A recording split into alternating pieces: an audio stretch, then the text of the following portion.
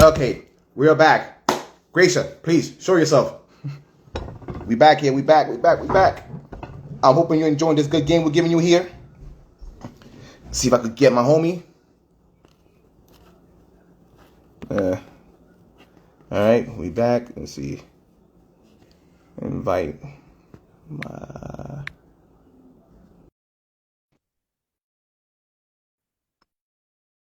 All right, we back. Hopefully she'll be able to back. Come on in. Come on in.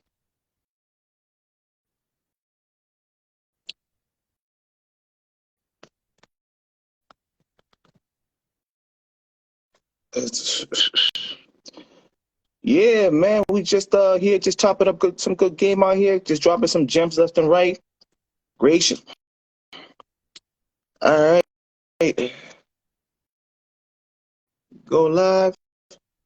Get the drinky drinks.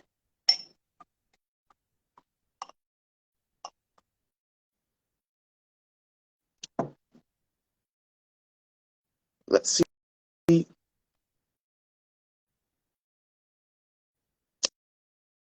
Miss Wonderland. All right. Let me wave all the people here showing love. Que hola, que hola. See, going live. Are we good out here? Are we good? Are we good? Back. We back. Quick commercial break. The video saved. I'm happy. We good out here, baby.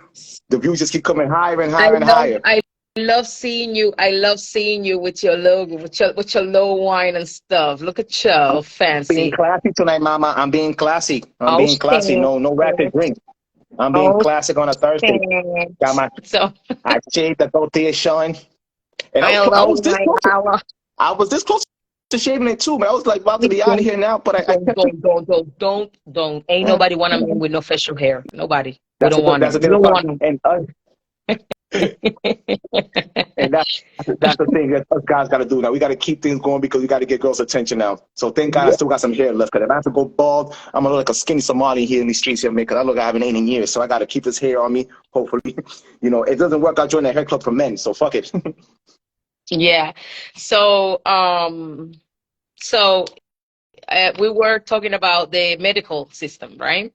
Medical system. No, we were talking when you came back. When I went back to Cuba. Okay, so when I went back to Cuba, I didn't ask for the prorroga. I did not apply. I just booked my flight. Mind you, I got a news. Literally, my mom, she hid her sickness from me for a few years because she didn't want to bother me, right? So her first chemo session that she did, I knew nothing about. My mom will be talking to me on the phone right after coming out of chemo without telling me that she just came out of chemo, right? So I just got a little confused because I'm like, okay, so how come she's not like doing video calls with me? We're just talking, but we're not seeing each other. So that's when my suspicion came about. Then actually my stepdad had to step up and be like, listen, I cannot keep doing this. I need to tell your daughter what's going on. He told me what was happening, and he literally said, we don't know when your mom is going to be gone. You need to try to make it here. So I went ahead and I was like, okay, I'm shit.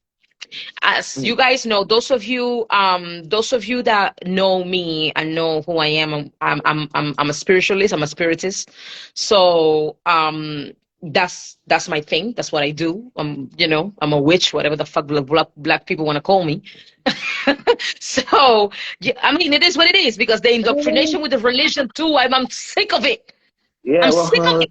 I mean, that's gonna be the next episode. If we do, that's gonna be the next episode. I respect anybody drinking of the Jesus juice. That's fine. Yeah. You wanna choke on it. That's good with you. But don't please don't try to come and convert me from anything. Because if anything, you should thank me that my country was able to keep the roots that now you're tapping back into. Because now a lot of Black Americans tapping back into our roots when we were the ones that kept that roots alive for you to be able to tap into. So give the Black people some fucking respect. Talk about it.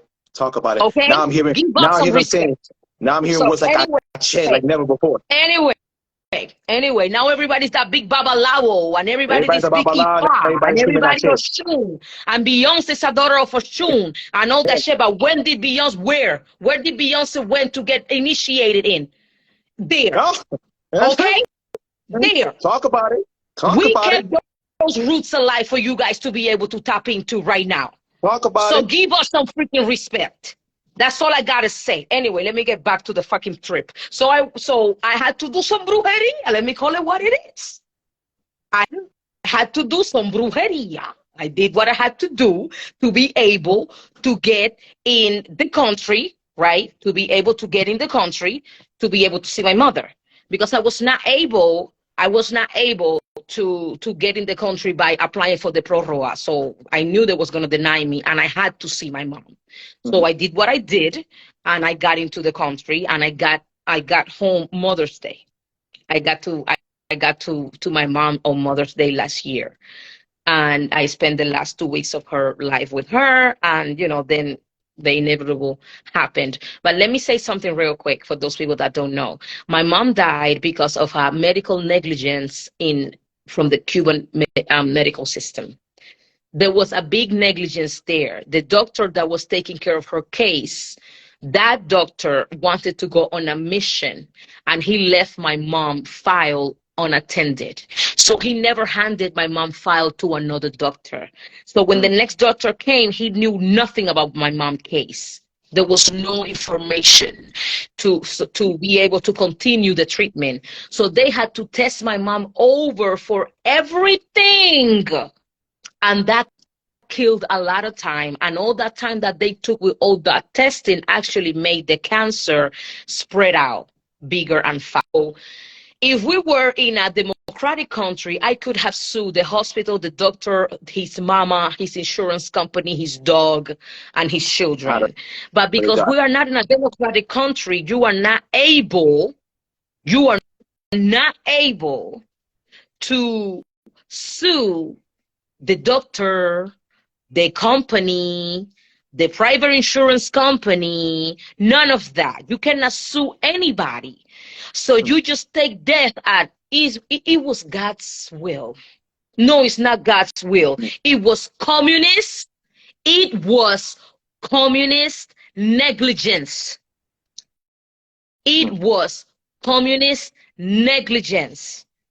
In a communist country, we are not able to sue the hospital or the doctor that communities. I want to address this, sir, the Cardenas, whatever, who, I don't know what you're talking about with no te pases or don't cross the line. I don't know if you're referring to me or you're referring to the doctors at the system that killed my mother. So if you can clarify for me, it will be amazing. Thank you. I'm reading his stuff. I think he's one of our stuff. I think you got to read the whole thing because he's very anti-communist. He's screaming "fuck communists" in the last like 8 comments. So I just want to make sure because I'm sorry, but reality is, unfortunately, I had to keep my nails like this with everybody, even the anti-communists, because there is a lot of anti-communists that are also anti-black and very colorist. So let's keep it 100. Let's keep it 1,000. Let's keep it 1,000. We just talked it about last 100. episode. Keep it, yeah. Thank you. Okay, Thank you. What it is. So I'm gonna keep it 100. Okay, they never have given you no main role in anything, and even when it comes to this, this political war and this, war against communism, we still not get no protagonism. Let's keep it 100. Okay, we have to fight for what we're doing now. We have to keep promoting each other like you do with me. You promote me more than I promote myself. Thank you, baby. Let's keep it like you've been one of the main reasons why I'm still relevant and viral. Because you promote me on your TikTok, you promote me on your podcast, you promote me on your YouTube, you promote me everywhere. Shit, I think you promote me when you're fucking taking a shit. Everywhere you promote me, But you do that. You do that. As another black Cuban, I do not get that same support from white Cubans, and I'm gonna keep it 100. I don't care who gets hurt. I don't care who gets hurt. So it's a whole lot of that we need to fight with. So let's understand that too. I So mean, anyway, the reason why I did that, just sidebar, because I do want to get about other things. The reason why I made a conscious decision, like I literally made a conscious decision to hunt you down for like the last year before I actually made any interaction with you, you because hunt me down for a year. I hunt you down for a year. Yes. Yes, I hunt you down for a whole year. Cause when you post that video viral, I'm like, who the fuck is this lady, yo? I thought you weren't cool, just like everybody else. Which I have to. Okay. Before I get to the story, I gotta tell the TikTok worker. They think like you're somewhere in a cave in Cuba with no internet, and they think like you're somewhere, trying to find some Wi-Fi, telling like the story under like a store or something. I ain't gonna say where you're at right now, but you're not in Cuba. You're in the States. I'm You're not. safe and I'm not. sound. Ain't no military crew coming after you. You just found, No, no. It's just you had trolls. any. It's just trolls on the internet. Just trolls on the No, internet. not even Coming true. after me When I now. post that, this, look, listen. I told you in the last episode that I got niggas sending me your phone, giving me their phone number, thinking you're in Cuba, saying like, I wish I could help you out. To get you in this situation. They really think it's like that. They think you're somewhere in the world. You miraculously found the internet, Wi-Fi, and you had like 5 minutes left on your Wi-Fi. And you had to speak what happened in Cuba. No So way. No way. No way. No way. No. I'm not. I I'm wish not. I wish I could screenshot this shit, but I deleted it because I had a headache. I'm like, what the fuck is doing this shit to me? No. I'm not. I am not in Cuba. Thank God, I made it out of Cuba, and that's one of the reasons why I'm able to speak with the freedom that I do. But we have a lot of people back home that we need to help, and Yeah. we have to come up with a plan to be able to help those people. I want to shout out the people from JAR Cuban, Los Jóvenes de la Resistencia. Jar, salute. Um, shout out to them. They've been amazing. Um, they've been Relentless. they've been a great pillar and support for myself, Kiel. Like, listen, She's been a beast. She's please. a beast. I want to give shout out to the people from Cuban Freedom March. Salute. Um, salute to my people from Cuban Freedom March. They've been, this is the people that had allowed also my message in English to spread. Because again, most of the opposition organizations, they stick to the Spanish and keep talking in Spanish and keep talking to the same little group. People like the organization of JAR, okay, Jóvenes de la Resistencia, they are fresh and brave enough to bring their message in English and to an English speaking community and platform. So I'm glad for them. I'm extremely grateful for them. I just got a message. Shout out to Keely, and I got to give a shout out to Yvette too, because Yvette's been another soldier, just fighting tooth and nail. Yvette, I was going Yvette Ikiel. Those Yeah, those men, these two, men have they're these. like Let me do something. Their ovaries are hanging. If you catch the message, heavy. their What's that? ovaries are hanging. Kiel and Heavy. Yvette, those two women right there, apart from, it's more of them, it's way more of them, but those are the ones that I have direct contact with and that I communicate with. Their ovaries are hanging. That's all I got to say. Those women brave as fuck. And while we're at it too, I want to give a big shout out to my brother Jordan from Boston. Jordan been doing like tremendous work. Yes. You know what I mean? Yes. Tremendous work. And I have to add like an extra emphasis on that. Black Cuban from Miami repping Boston and just bringing awareness. And he just like brought everybody together, which is something. And this is something I always wanted to do, but I couldn't organize it right. So I'm finally happy that I found somebody that was able to organize and bring everybody together as a unit in Massachusetts. You know, it took somebody from out of state to do it. I don't care how he did it, but he did it, and he's put in the work. And I want to give a shout out to Gigi and Denise out in New York. They're also the New York crew that's been doing tremendous work. Which, sidebar, it's a lot of women doing out here, man. Which kind of, we need more men stepping this shit up. We need a lot of more men stepping this shit up. I want to give a shout out real big to Damila. I want to give a shout out real like Damila Maimba. Yeah, Dami. I need a plate. Dami. She's been there. She's been there. She's been there. She's been there. Yeah. Okay. Protests, Washington, here, there, New York protests, everywhere. Yeah. So I want to give her a big shout out. And you know, after the last episode I did with you guys, that got us a lot of notoriety. I know when we get everybody's schedules together, I want to make a sequel. You know, because it's actually like more black humans that actually saw the episode of, yo, I want to, tell my part of the story, because there's a lot of people that, you know, they felt the same way we did. It's just like they felt lonely. You know what I mean? Just like you felt lonely, I felt lonely here Yeah. in Lawrence. And it was like no Yeah. one could really, like, you know, express themselves because you don't have an army behind you, and they think you're just a rambling maniac. But then little by little, everybody's just like, the whispers became talk, and the talk became yelling. So now it's like a big explosion that came out. And what was dope about July 11, when that protest happened, it came from Black Cuban neighborhoods. It came from Black hoods saying, yo, we had enough. It wasn't no longer the talking point for Miami, because unfortunately, when it comes to this topic, the perception is white Cuban Republicans from Florida that are either racist or they were rich and they were this and the third, and they want to get their land back. And like, no, no, no, no, no, my friend. There's people in Boston, there's people in Rhode Island, there's people in New York, Canada, Spain, you know, Costa Rica. They feel the same sentiment. What happened with Florida, they hold more political power and weight, so they have a larger influence. But it's not that. It's not just that. That's just not the story. You just get like 1/4 of the story. Everybody's going through it. It's bigger than the white Republicans in Miami. People just, you know, they just categorize the Cuban movement to just that, you know. And it's like, listen, sit down and listen. Stop telling us what to feel, how to feel, and what we should be thankful for, because that's the speech of, unfortunately, that's the speech of the Black people in this country. Like, oh, you should be grateful that. You don't know what I should be grateful of. You've never been in Cuba. You never lived there. You don't even know what's going on there. You don't know half of the history, but you're telling me what I should be grateful for? Like, stop.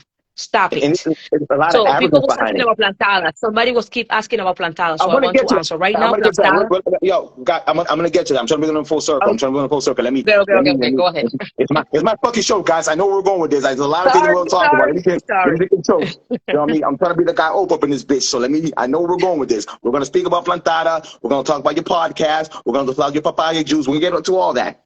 So yeah, we're gonna get to all that, sweetie.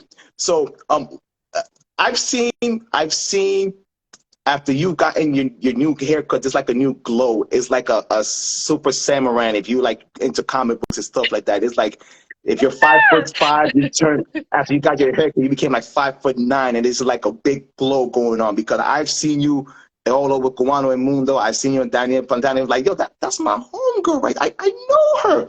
I broke bread with her. It's like, how's this new? Yo, you're in a movie right now. Like, how's that? It's like a new glow on you right now. That's why you keep saying no, but I keep joking. I think by next year you're gonna be out of here and you're gonna get a publicist. And by the time I get in contact with you, it'll be like, speak to my manager, speak to him, Tishash.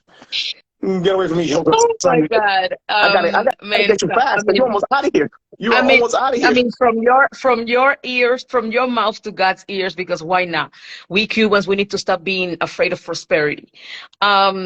So yes, I actually, thanks to Kiel, I am in the movie thanks to Kiel from JAR Cuba, from the organization people that JAR. don't know, yeah, us Cubans, we know about plantanas, but for the Puerto Ricans and Dominicans and the Black white Indians that I have on me, can you please tell people plantanas and what's it about? Okay, so Plantadas is a movie dedicated to the female political prisoners in Cuba.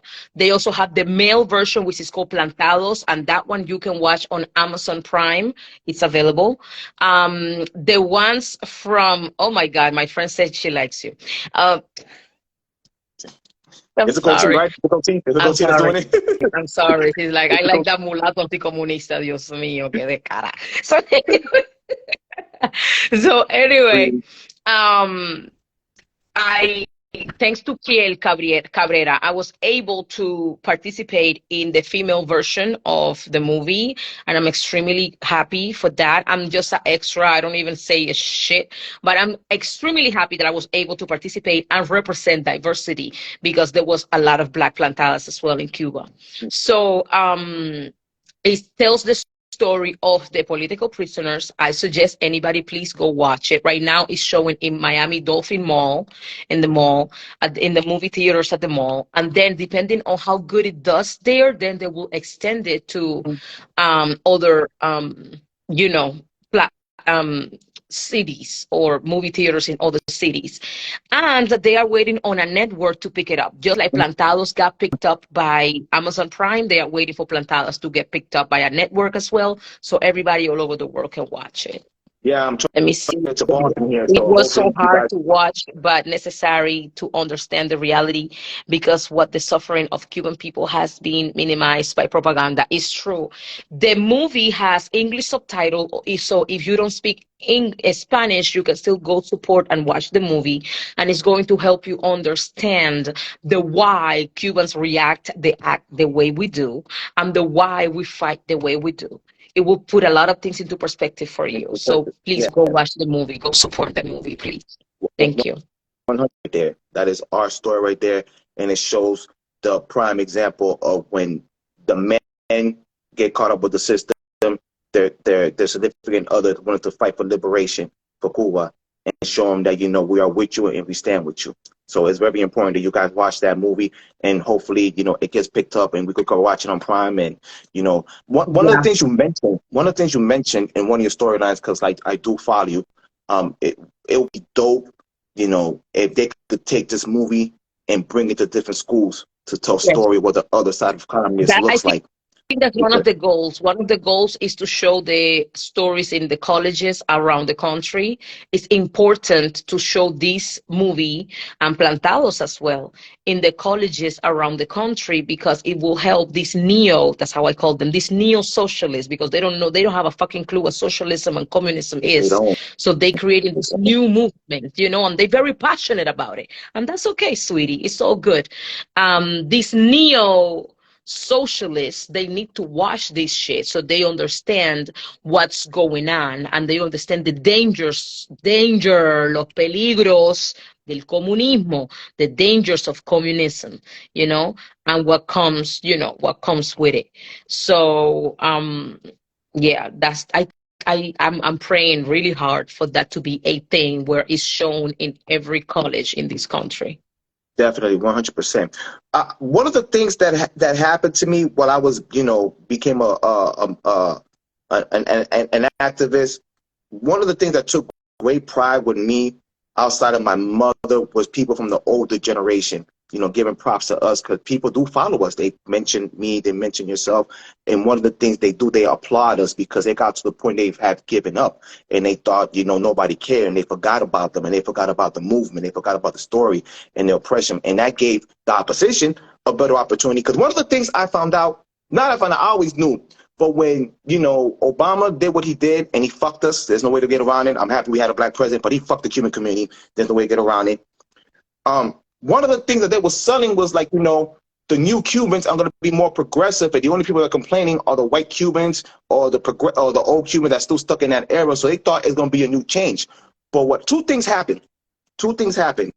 That on the low, Trump's winning Florida because they thought that Hillary was going to take it. Trump went in Florida, and I guess when they went to the statistics, they saw that a lot of young Cubans, they voted for Trump. So they're trying to figure out, like, okay, what happened? Because they really thought they had it in the bag, and they thought the young heads were going to get it.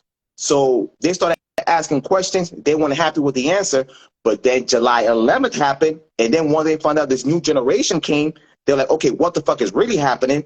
What they dismissed, yeah, these old heads might be old, but there's a reason why they're here. And even when I had Spanglish Generation last week on the show, they told us the stories. There's a reason why we're here. And when you hear the Cuban story, there's nothing pretty about that. That's why I'm always fascinated to hear a Cuban story when they come to America, because when you hear a Dominican coming or Mexican, they came because mostly poverty. It's a poverty story, or because the community where they're at, their gangs are extorting them, and you have to pay a tax to the gangs. It's something else that happened.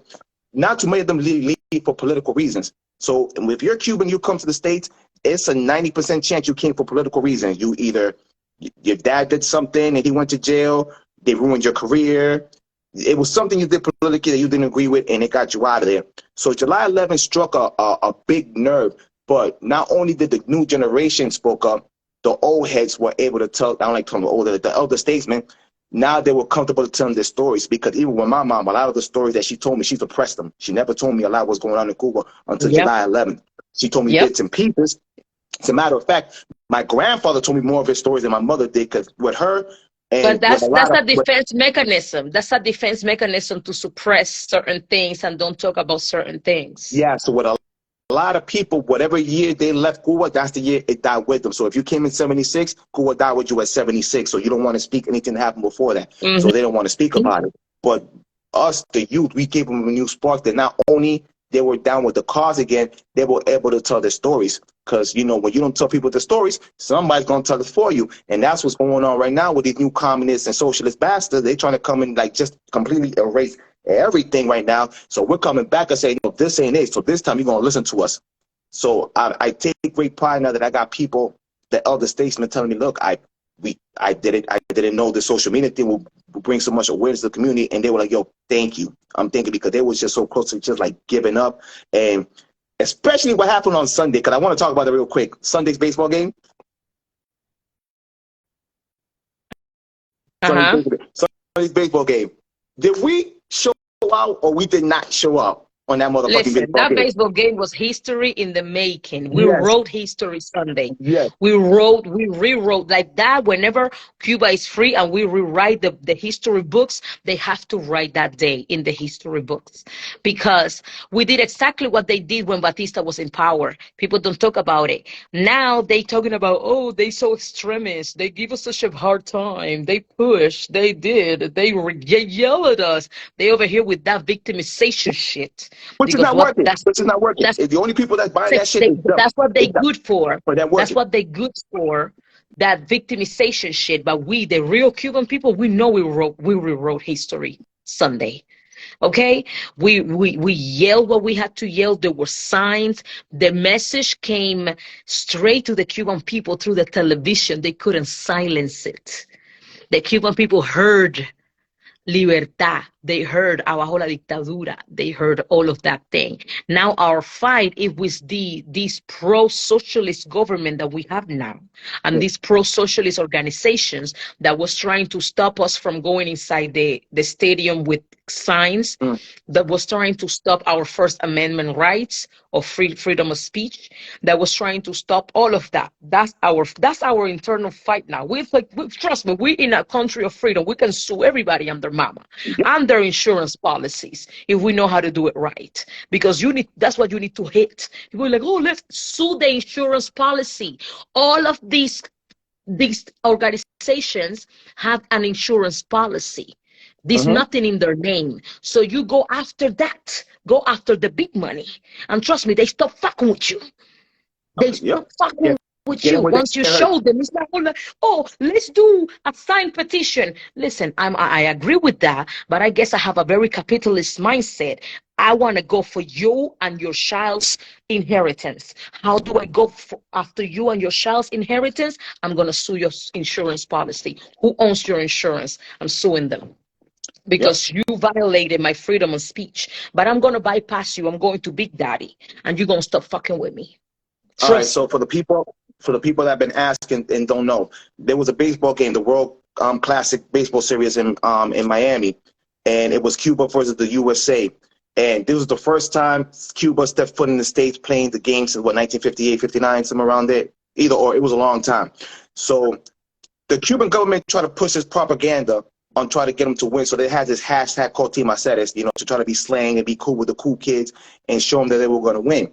In the process of doing that, there's been some alleged, which people are investigating right now, that somehow the Cuban regime was able to get into the modern security's ear and try to have things, prohibited within the stadium, which is like, signs saying down with the dictatorship or Patria Vida the church. So they tried it pretty much. But the mayor and people that have political weight in the game, they said, no, you could do that. So at first, the stadium wasn't allowed to do that. And then later on, we had to make some calls, and they made it happen. So within that, the Cuban people showed out. They were heavily outnumbered. They really, out of all places, they really tried it in Miami. But they really tried it in Miami, and we shut it down. We protest. We showed our First Amendment, the freedom of speech, and we kicked the believing Jesus out of that team. It was 14-2, and it shows the level of symbolism. And for the record, if you're a Cuban, you were voting for USA. And normally we go for Cuba, but we weren't going for Cuba. We were going for the dictatorship, because it was not the baseball team we were playing. We were playing the Cuban dictatorship, which represents something else. So we were showing that our allegiance, we were showing that our camaraderie, and we were showing that, you know, we're not falling for this. And I know Cuba, you know, the whole Caribbean, they're very passionate with baseball, especially in Cuba.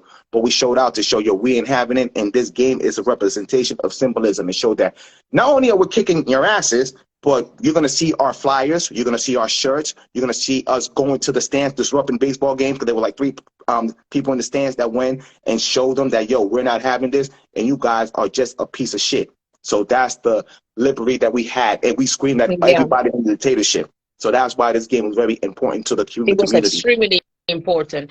And right now, I just feel like different independent organizations from the Cuban exile should sue all at the same time. So when they get 3, 4, 5, 6 lawsuits, you know, because of their violation of the First Amendment right in this country, then they're going to be like, oh shit, con el exilio no se juega.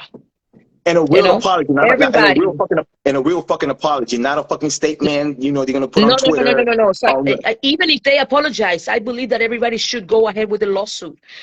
Different organizations. I'm talking about all the organizations that reside in Miami. They should all come together and be like, everybody with their particular lawyer. Let's do a lawsuit, a suit against the Marlins Stadium. Boom. And when they get hit with 10 lawsuits, that will be like, oh shit, what did we do?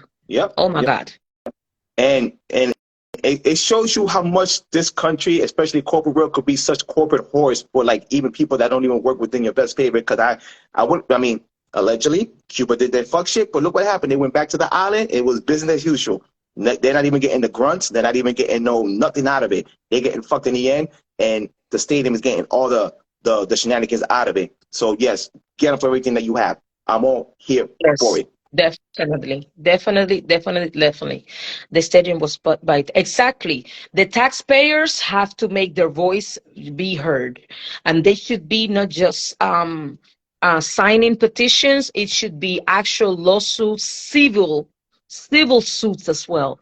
Civil suits for the violation of civil rights, and lawsuits also for, we can call it whatever, emotional distress. Oh my God, I felt so. Look, we have the videos of the ex-political prisoner that was on his knees, literally crying about him not being able to go inside with the t-shirt. We can call that emotional distress, and we can sue these motherfuckers for emotional distress. And we get them, and then they're gonna act accordingly.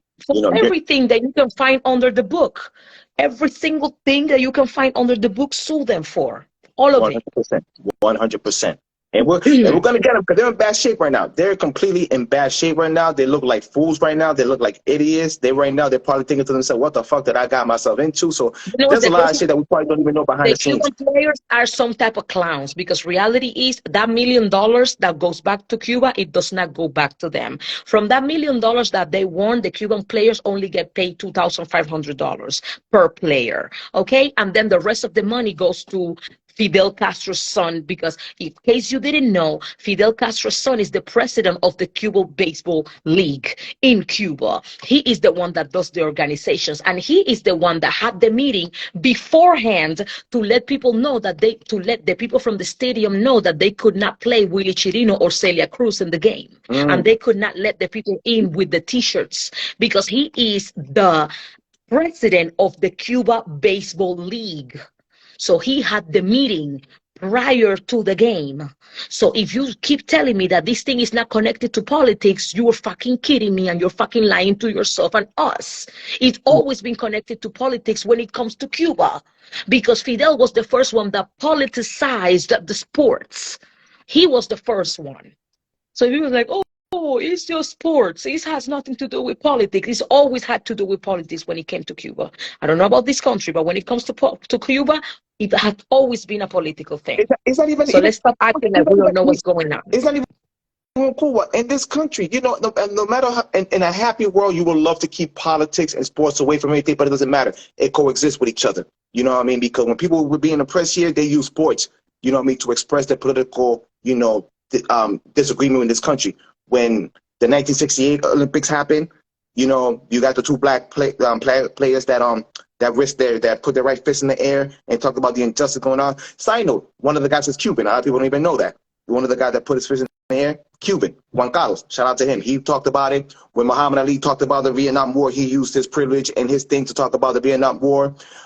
Craig Hodges in the basketball league, Kareem Abdul-Jabbar, a lot of basketball players used their stance or whatever the case may be to talk about all the things that happen in America when it involves injustice, racism. So how can you not tell us, the people that have gone through it, that do not mix political and sports? And even when Black Lives Matter was going through their, shenanigans, what I mean, they use politics and sports, to use their agenda to bring awareness of their fake awareness. So how can you tell us, not to do the same thing? It's bullshit. It's complete bullshit. It is bullshit. It is bullshit. So that's one of the reasons why we are thankful for platforms like yours, where we are free to speak, and you're even open to listen to the opposite side view of somebody else, and have a healthy conversation.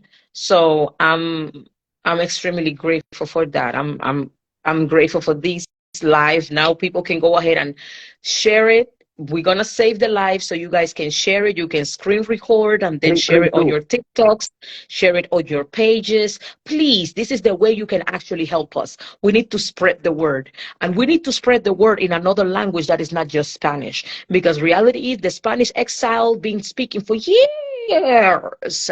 And now that the children of that same exile, the American, like you, the American born with Cuban descent, are speaking in their native language, which is English, because they were born here, and you guys are spreading the word to the rest of the world. Now is when the whole history of Cuba and the whole situation of Cuba is actually getting some media attention, and it's actually getting some international attention thanks to you guys, the American Cubans, the Cuban Americans, the children of the exile. It's thanks to the children of the exile that this thing is becoming bigger. And that's something the dictatorship didn't want, because they were hoping that, we were going to sleep. They really going to think that, we were just sleeping, not paying attention, not focusing. And there's two things that I would say with the dictatorship they're afraid of. The youth, because the youth got new energy. They got a new spark. They're way more inclusive than it was in the old counterpart. And, just to bring the racial aspect about it, I'll say they're afraid of the Black Cubans, because they know that we have no self-control. When you take literally everything away from us, what do we got to lose left? What do you got to lose when you literally take everything away from us? It's like you're ready just to go to war and just literally die for what you believe in. So you can't indoctrinate us like you did our grandparents and our parents. Now we know what's really going on. And the one thing they're afraid of is the internet. And fun fact, a lot of people didn't even know when Obama came to, try to, play peace with Cuba, like they banned everything, and they didn't even want people to have the internet. They were trying to even control that stuff. And the current president, Canel, he was the one that made the force, like, the people cannot have the internet. We need to control that. And he was like, yo, I'm giving you this, that, and the third. I'm giving you more leniency than ever, and you won't even give the people the internet. And they gave in, and it was very, very, very limited. But even with the little limited internet they had, they took that and they ran with it, and they showed all the oppression that was going on in Cuba. And it's like that saying that Black folks say, you could turn lemon to lemonade. Us Cubans turn lemon to lemonade. So with the little that you have, we were able to make a big spark out of that. And that's what they're afraid of, because they can't control anything anymore. And this new generation, they're not believing anything that they're saying to them. They're not, because they know they're full of shit. They grew up with nothing and they see nothing. So you can't control them. So that's the thing that I could say that they're afraid of. We have to honor and thank you guys, the children of the exile. The children of the exile, the ones that was born here and speak perfect English, right? The ones that are able to be bilingual and speak in both languages and explain things to both sides. Thank you. Like, really, thank you. So let me just wrap this up. So let me promote your fuckery, your podcast. Please tell me, what's your podcast about? Because Papa is like my podcast. So I have a podcast that has nothing to do with politics, but it throws shade to communists, because that's what I do for a living. So it always does. But it's more relaxed. It's about life. It's about It's about sex life. It's about healthy sex life.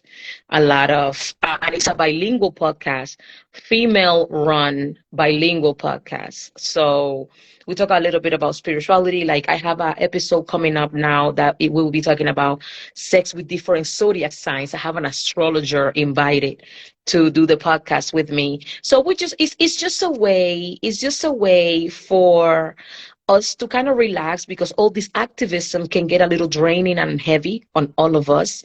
It's a lot of work.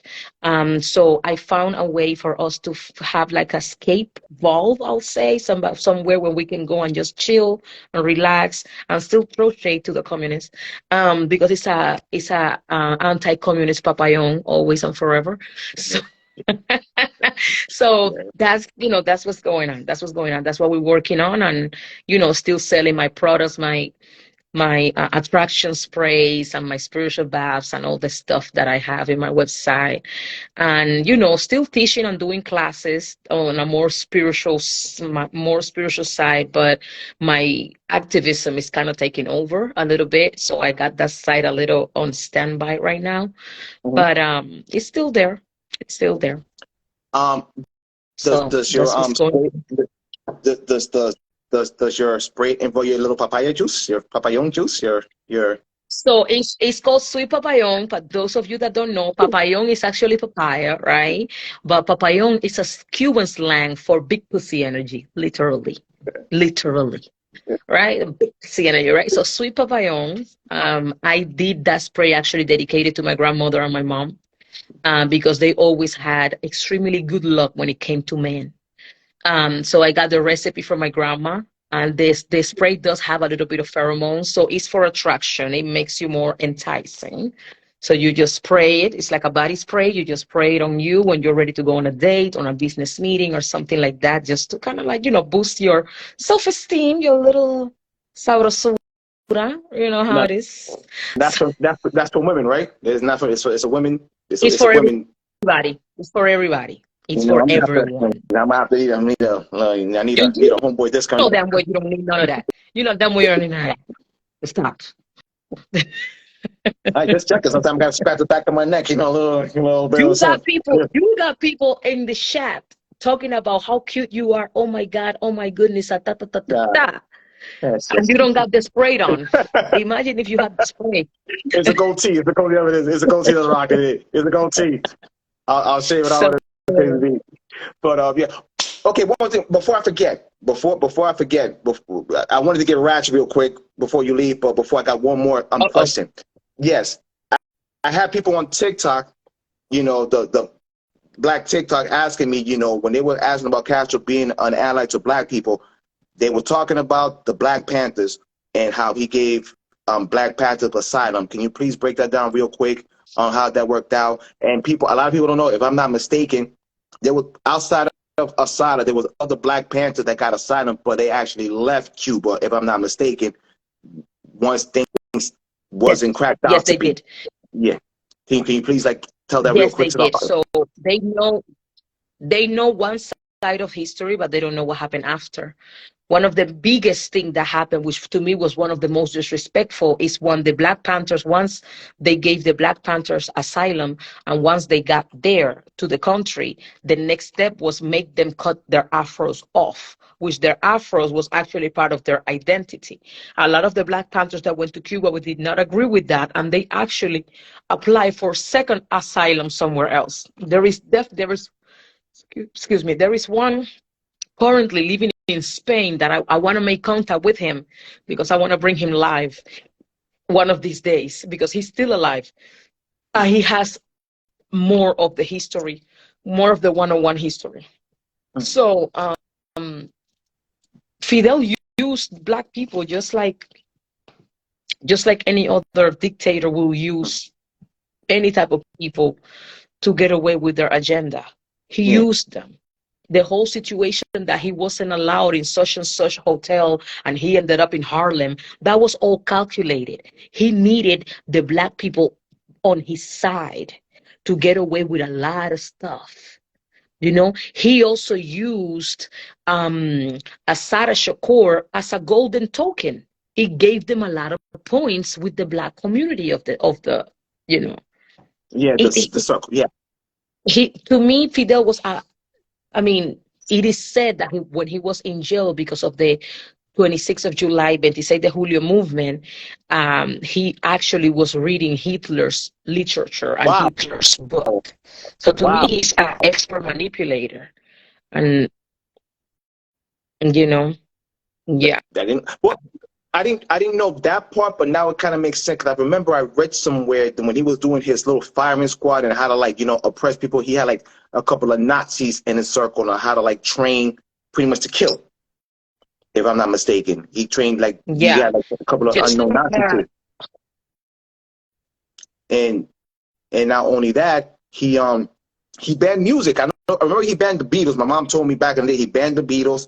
So outside of the afro, you had like a hippie looking haircut. He cut that off, and he didn't want anything that represented like anything like stand up like towards the government. So like anything Anything. So Like a Bob Marley thing. Afros, and any look, Bob Marley, because of his radical revolutionary Yeah, message in his music, Bob Marley was not allowed in Cuba. yeah. The Beatles was not allowed in Cuba. There was the ABBA, because if you don't know, if for those people that don't I was know, the banned too. ABBA was a European anti-communist group. If you listen to some of their music, they were revolutionaries. They were way ahead of their time and very, very, very anti-left. Oh, I didn't even know ABBA that. was not allowed. Listen to ABBA's music, the I'm gonna old have school to. 'Cause ABBA's music, I and their skimmed through it, but story.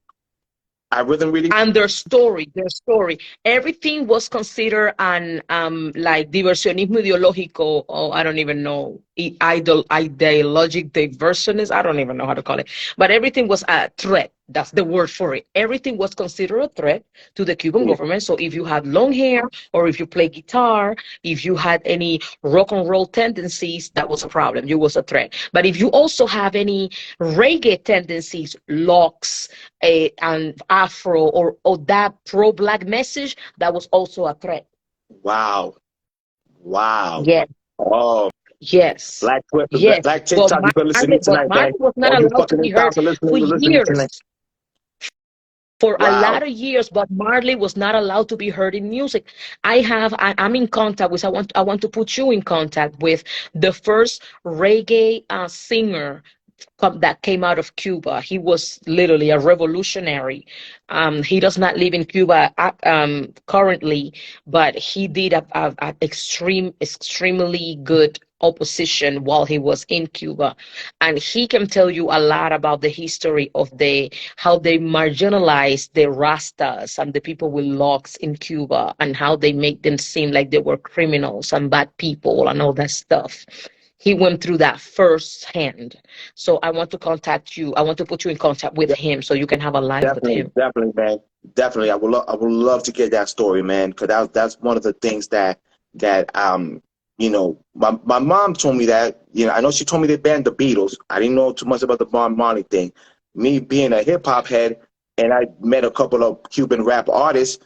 They told me that Cuban rap music didn't get to Cuba till like the early '90s, and supposedly he Well, give me a banned it at second. first. Aileen, tú sabes que él lee español, ¿verdad? Y él habla español. Lo que él habla inglés, pero él habla español y él te puede leer muy bien.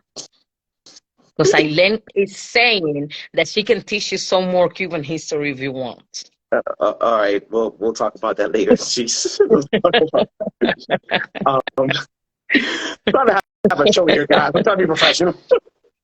But I remember, like, No. like reading stuff about like rap, Cuban rap history, and from my knowledge, like rap music didn't hit Cuba to like early '90s, and supposedly he banned it because he didn't understand the slang and the dialogue behind it. You know what's crazy? Look, that too. Look, Tati Montes, and thank you for sharing that. She's like, my grandparents on my father's side were Jamaicans, and even though I knew English, I could not speak it because I could be expelled from school. This was in the 90s. Because back in those days, remember, only Russian was allowed to be taught in schools.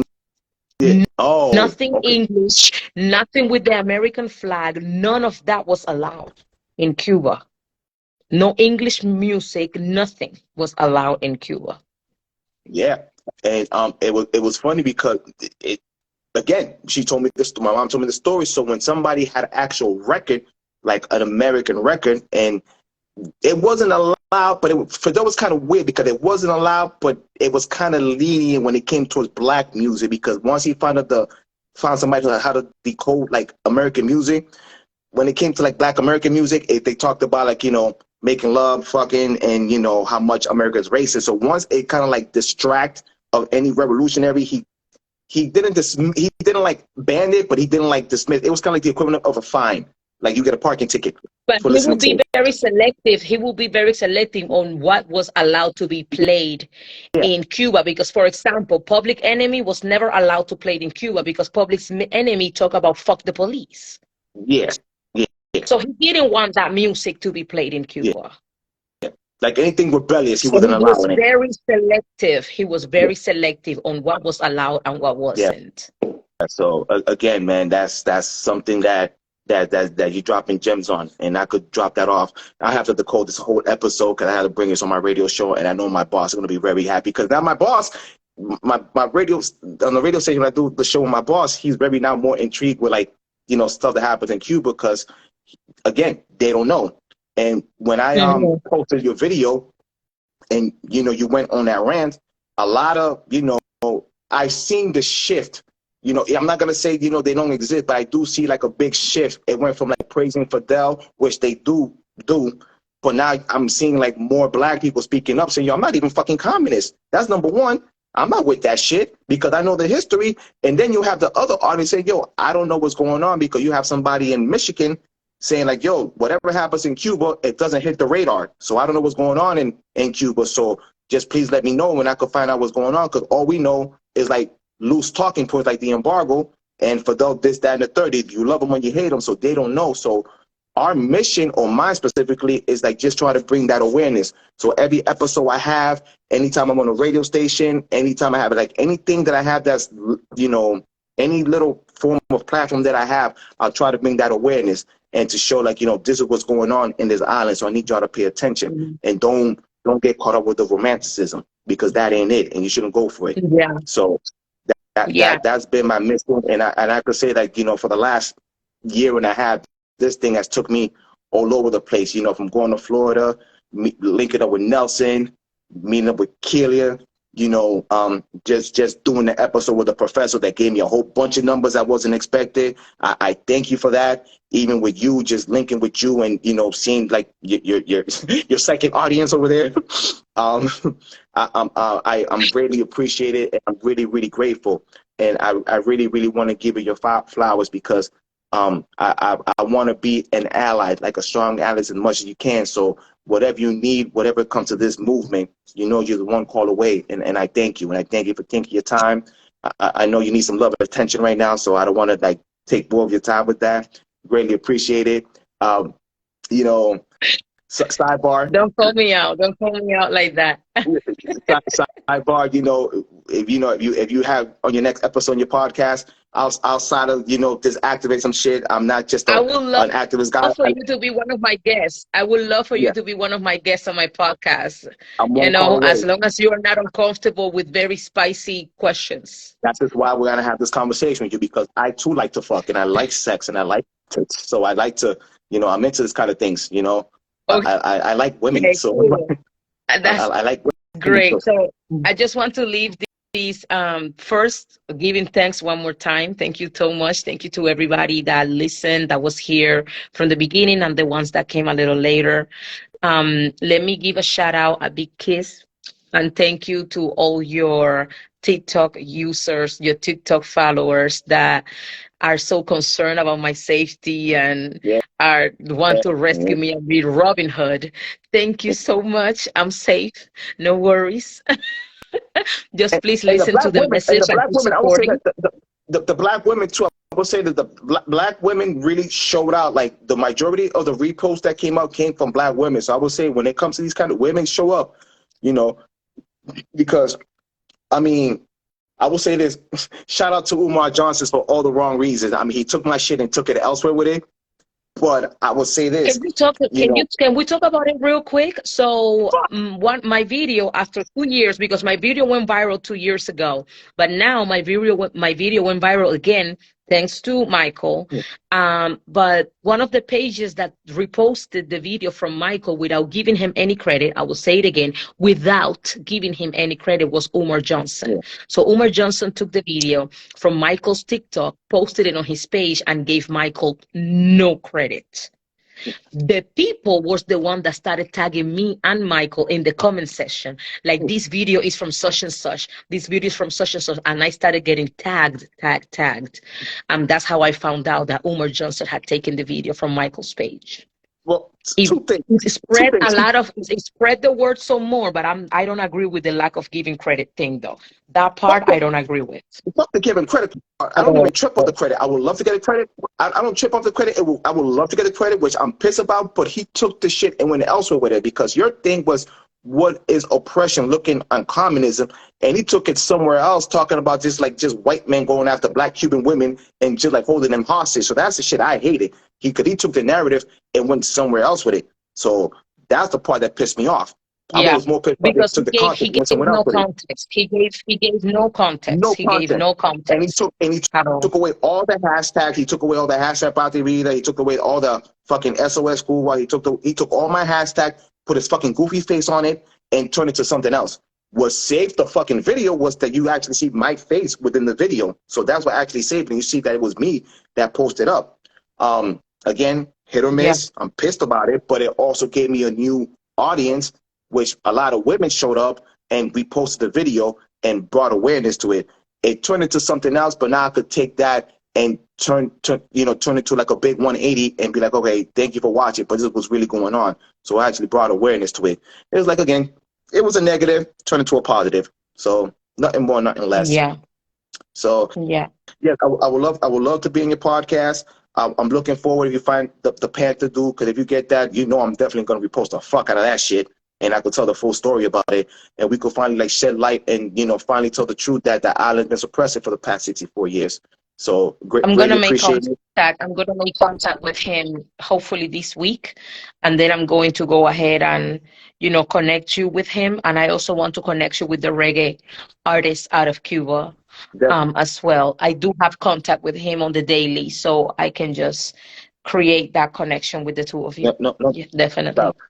How's Otaola in person? Is he like a raging maniac like that, or is he like a nice, humble person? Is this what No, Otaola is a very loving person. Yeah. I know people talk a lot of shit about him, and people are intimidated by his confidence. That's the thing. But it's the same thing with me. I'm extremely confident. I don't have a problem coming here half titty out, because I know that my message is bigger than my titties. So I really don't care, and I am what I am, and I express what I express. And a lot of people are afraid of that, because they are very afraid, and they are not used to seeing a black woman being just confident in her own skin and things like that. And it's the same thing with Otaola. He's very confident in his skin.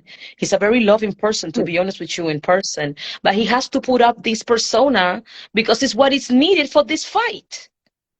Yeah. It's what is needed for the fight. But he's very sweet. I really like him. I will say this. When I first saw him, I thought he was like a little arrogant little maniac, over the case may be. And then like my mom started watching because she like loves him. It's like he's like the new version of Walter Mercado. There's like no Otaola slander at my mom's house. So it's like you can't slander that man. And the more I started watching him, the more this motherfucker grew on me. But I will say this: love him or hate him, when it comes to his fucking anti-communist bag, he is on it. He is on it 100%, and he is not falling for the banana in the tailpipe. Like, he is on it, and he calls it. And I could say from watching his show, he's probably 96, 97% accurate when he sees something that's communist, or it's something communist coming a mile away. He don't miss. So I mean, he could be arrogant with it, but I guess if I was arrogant like that too, I'll be posting it out like that, man. So it's nothing wrong. Shout out to be honest. People have an obsession with humbling other people out. I don't know why. It comes from black culture. It comes from Spanish culture. We have an obsession with humbling other people. And it's like somebody that's moving in God's purpose, somebody that's doing God's work, do not need to be humbled. Yeah. Okay? Leave that to God. We are obsessed with, oh, be humble. Oh, be humble. Oh, stop it. Oh, be humble. Shut the fuck up. It's a lot of people that are not violating any natural law or any universal law. They do not need to be humble. Yeah. It's a lot of people that are breaking generational curses by actually having a big confidence because their ancestors were way too humble. And they need to break those generational curses now with confidence. So people need to stop trying to always make other people humble. If you need to be humble, then you be humble, but stop pushing that humble agenda on everybody. All right. Hold on. Before I cut you off, because I really want to wrap this up. They're about to give me the countdown. So let me cut out of here. I'll give you 2 more minutes to get the hell out of here.